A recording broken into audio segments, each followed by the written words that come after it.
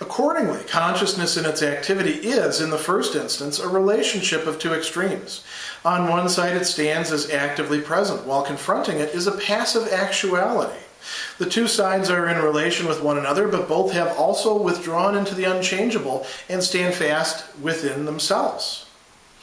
It is therefore only a superficial element from each side that is involved in the moving interplay of their mutual opposition. The passive extreme of actuality is set aside by the active extreme, but the actuality on its side can only be set aside because its own unchangeable essence sets it aside, repels itself from itself, and hands over what is repelled to the active extreme. The active force appears as the power in which actuality is dissolved.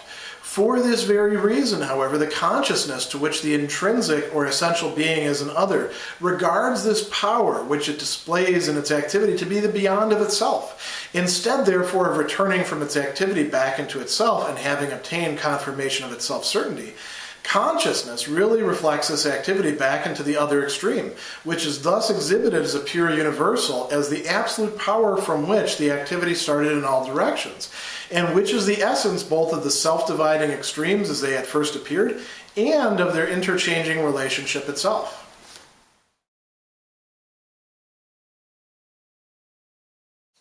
Paragraph 221 is going to begin with a point that we've now seen Hegel make many times, that namely that consciousness is, in the unhappy consciousness, split into two extremes, two far-off sides that are somehow estranged from each other.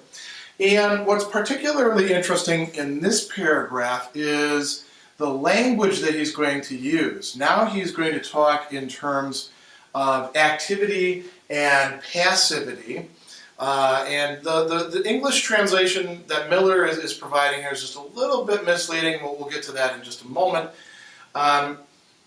He's also framing this in such a way that should bring us back to what was going on in Force and the Understanding and the interplay between forces, the reciprocity, and the question of, who took the initiative first, and was the person who took the force that took the initiative actually being allowed that initiative because the other force was allowing it.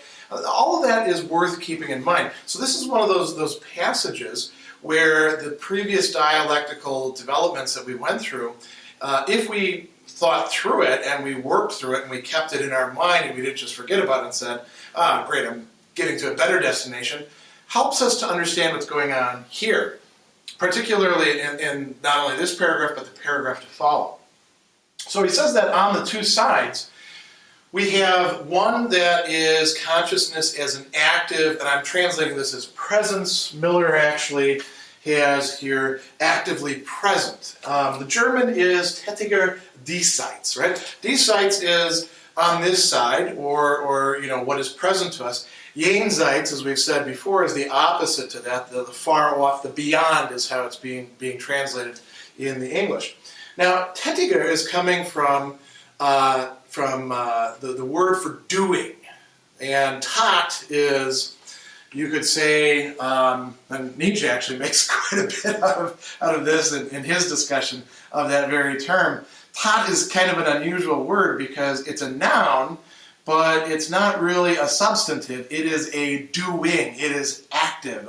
You can translate it as act, right? And when we say the word act, in Latin actus, in French act, right? There's a weirdness about that because it's not like book. A book is something solid you can hold in your hand, or a person. Act, by its very nature, is something active. It's doing, it's acting, it's engaging, right?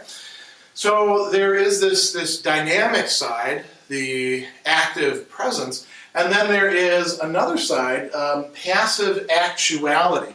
Now, the term act showing up in both of them might make us think that, what's being played out here is the similarity between them. The German for that is passive Wirklichkeit. We've encountered this word Wirklichkeit a lot. Reality, actuality, what's there. And it's being contrasted to the active, this side. And there's two ways in which this is happening in this passage. Hegel is going to contrast a superficial relationship between the two of them. Oberflächige is the term there.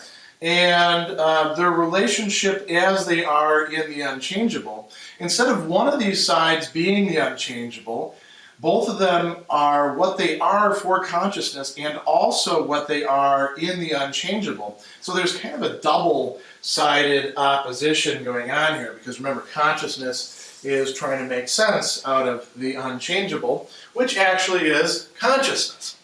So he goes on and he says, on the one side it's actively present, confronting as a passive actuality. They are in relation with each other, but both have also withdrawn into the unchangeable and stand fast in themselves. They have an essence, right? And now I've got essence on this side over here, and on this side I've got power or Macht, but you can also think of the power as being the essence of this polarity of it.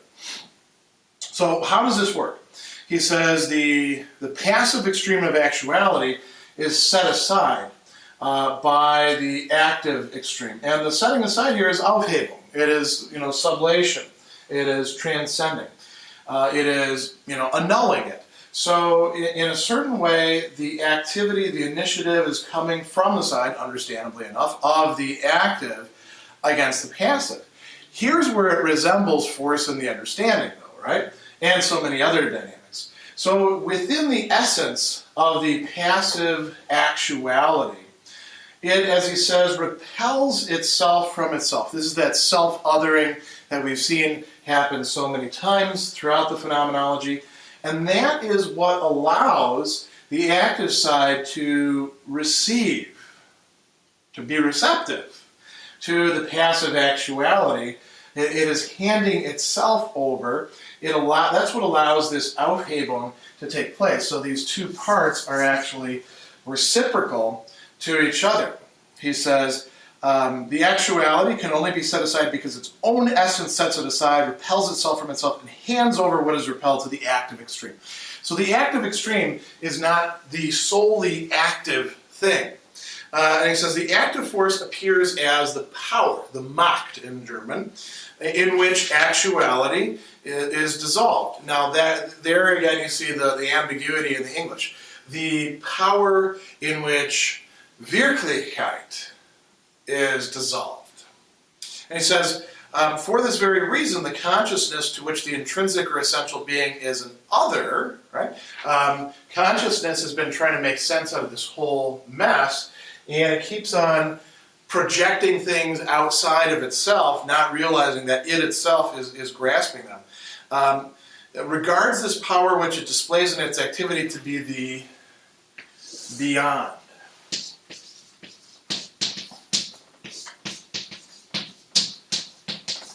So the Diesseits, the here, on this side of things, the hey, I've got this, now suddenly becomes the Jenseits, the beyond, the thing that's forever eluding consciousness, even though it's within the realm and the grasp of consciousness.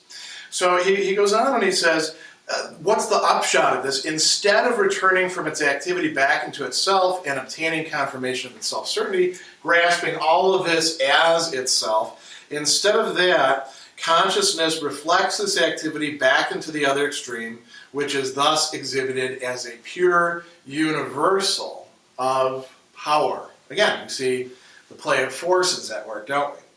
Now, the problem with this, he says, it's an absolute power from which the activity started in all directions. So what do we got going on here? The activity on the part of consciousness is now revealed as having had its ground or its initiative or its causality, if you even like to say it that way, from something that lies outside of consciousness. That could be another consciousness, could just be a blank force. It's a universal, and it doesn't have full activity in itself. Actuality is over here, right? Now we're just talking about activity. So we think of activity itself as being sort of unconditioned, spontaneous, free, applying to other things. But it's really being conditioned itself. Consciousness is really doing all of this, but doesn't realize it, so there's this bar that is occurring there, this division. And he goes on and he says, this is the essence both of the self-dividing extremes as they first appeared and of their interchanging relationship itself. So consciousness is making a kind of fundamental mistake. Consciousness is really responsible for all of this. But it is taking instead this as being responsible for all of this, and consciousness is just sort of lost in the mix or in the mess.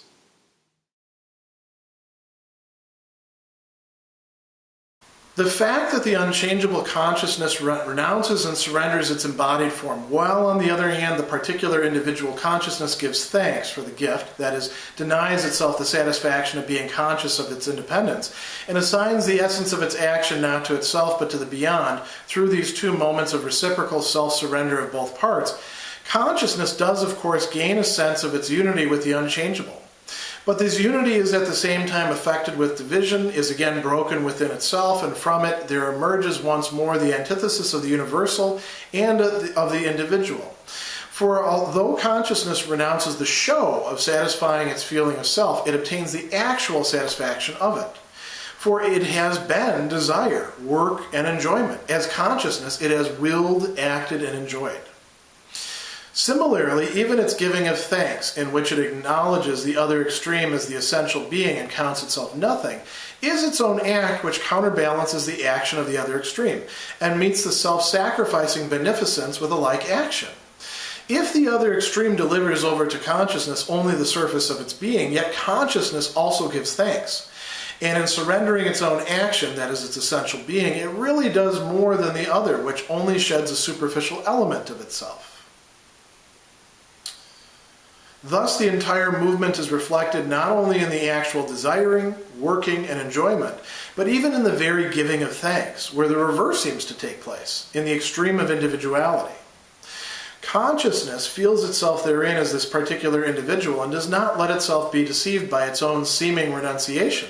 For the truth of the matter is that it has not renounced itself. What has been brought about is only the double reflection into the two extremes, and the result is the renewed division into the opposed consciousness of the unchangeable and the consciousness of willing, performing, and enjoying, and self-renunciation which confronts it.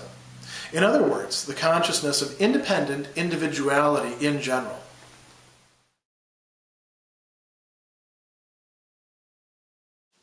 Something very interesting is happening and coming to the fore in paragraph 222. This is a fairly long paragraph. And if you had to put it in one word, it's this, giving thanks. I've got at the top here that what Hegel is exploring is the relationship which is in a certain way of reciprocity, in a certain way non-reciprocal, between gift and gratitude. And we want to remember back just a few paragraphs before where we were talking about how the individual consciousness, the individual human being as a particular, is able to do things that faculties allow them to do, to think, for example, to desire, to work. And Hegel had said that these faculties themselves are something different, although not totally separate from, the activities of those faculties. And those faculties themselves are gifts. And if I remember right, I said back then, keep that in your back pocket because that's going to be important. This is the paragraph where this becomes very important, at least in this section. So there's a relationship between gift and gratitude that he's exploring here, which is also a relationship between independence and dependence. The one who gives the gift, one way you can think of this, does so not out of any sort of coercion or out of any need on their part. That's what makes it a gift rather than just merely a transaction. I give you this, so you give me that. We're using the word give here in a different way. When we talk about something being gratuitous, right, we're talking about that element of the gift as being totally uncoerced. It doesn't have to happen. And in a certain sense, if we think about this in a metaphysical way, it doesn't have a cause except for perhaps the goodness of the giver or the choice of the giver. Now, on the other side, gratitude doesn't occur without the giving of a gratuitous gift, right? You don't have thankfulness before there's anything to thank somebody for. And the gratitude itself is, on the one hand, an action, right? One can show gratitude or not show gratitude. But on the other hand, it's kind of a reaction. It results from a passivity. You don't have to be given a gift if you got everything that you need anyway, right? And when you really are grateful, what you're saying is something like, I couldn't have provided this for myself. I am dependent. So Hegel is going to say that within the unity of consciousness, with the unchangeable that we've been talking about so far, there is an interesting interplay that's taking place here. We have the particular individual consciousness on one side. We have the unchangeable consciousness, which is going to be the universal, on the other side. And we have a giving and a receiving on both parts. As Hegel's going to call it with his very nice turn of phrase, reciprocal self-surrender of both parts, right? And this is really quite important. This is not just giving something extrinsic to oneself. Like I give you a Hegel book, I send it to you in the mail or something like that. Many thanks. Here you go. Hope you enjoy the book. Instead, it's giving something of one's very being or essence. The universal unchangeable consciousness, we've seen this before in previous paragraphs, renounces or surrenders, there we go, its embodied form, its gestalt. We've seen this already discussed. Now we're seeing the upshot of that. It could just retain that embodiment or individuality in and of itself, but instead, no, it accords it, it gives it to the many individuals, the particular consciousnesses, the existing people. And that's giving up something of itself. What can the individual consciousness give in return? Well, they can give thanks. And in the giving of thanks, there is a sort of confession going on. He says the particular individual consciousness gives thanks for the gift, and what this amounts to is denying itself the satisfaction of being conscious of its independence. In giving thanks, in acknowledging having received something from the universal, it forgets, well, it doesn't know that it itself is the universal because it's consciousness, but it forgets that it itself is independent. What's going to happen in the rest of this paragraph is the recovery of that independence, interestingly enough, in the very heart of what appears to be totally dependent, the gratitude for the gift. So let's go on. He says, what happens is consciousness gains a sense of its unity with the unchangeable through this interplay. But it's a unity that's broken. There's a division there, right? He says it's broken within itself. From it, again, there emerges once more the antithesis of the individual and of the universal. So, how do we get past this? He says, for though consciousness renounces the show of satisfying its feeling of self, it obtains the actual satisfaction of it. Now, that's a strange transition there, isn't it? That's like Hegel saying, well, we're going this way, and now totally turn around this way, right? Why? Well, that's all this stuff down here. He says that it has been desire and work and enjoyment, right? It attains the actual satisfaction of its feeling of self. Why? Because it has been desire, work, and enjoyment. Not just in a purely individual way, but in a more universal way.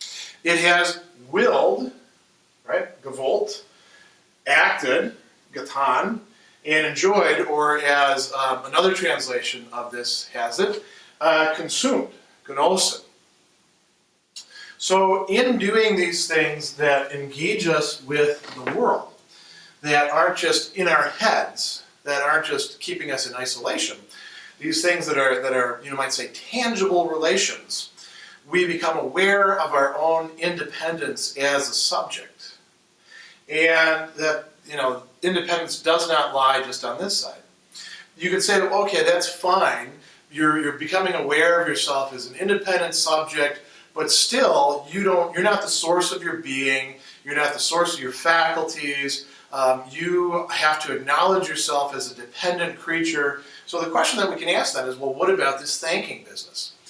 Here's where Hegel is going to turn thanking, you might say, upside down. Thanking at this point, gratitude, was showing dependence. Now, thanking is going to become, without ceasing to be dependence, a source of independence.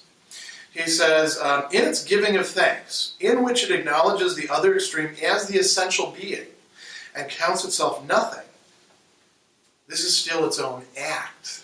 This is still its own doing, he says. It is its own act which counterbalances the action of the other extreme and meets the self-sacrificing beneficence with a like action.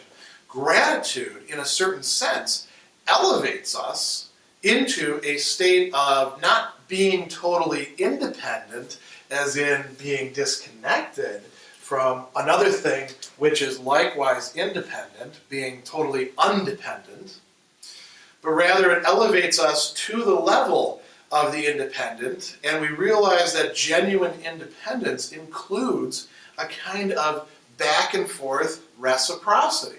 Hegel is actually showing us that independence doesn't preclude the relationship between giver and receiver, and gratitude, who is also, when we say one is giving thanks, that is also a giving, right? So this is quite profound stuff that's going on here in this passage.